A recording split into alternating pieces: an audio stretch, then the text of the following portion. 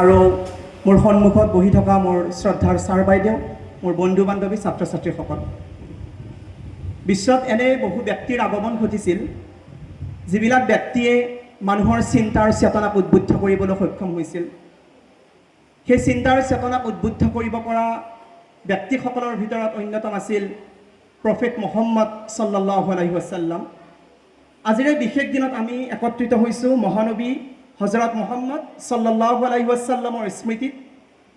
বিশ্বনবী স্মৃতি দিৱস পালনৰ প্ৰধান উদ্দেশ্য হ'ল মহামানৱ মহানবী সাল্লাল্লাহু আলাইহি ওয়াসাল্লামৰ পবিত্ৰ জীৱনচৰিত, ত্যাগ, দয়া, ন্যায় আৰু ভাতৃত্বৰ আদৰ্শক স্মৰণ আৰু অনুকৰণ কৰা, সমাজত শান্তি, ন্যায়, সমতা আৰু মানৱতাবাদৰ বাণী প্ৰচাৰ কৰা, নতুন প্ৰজন্মক মহানবীৰ পথৰ সৈতে পৰিচিত কৰি তোলা, যাতে তেওঁলোকে ভ্ৰমিত নহয় আৰু সঠিক পথত আগবাঢ়ে।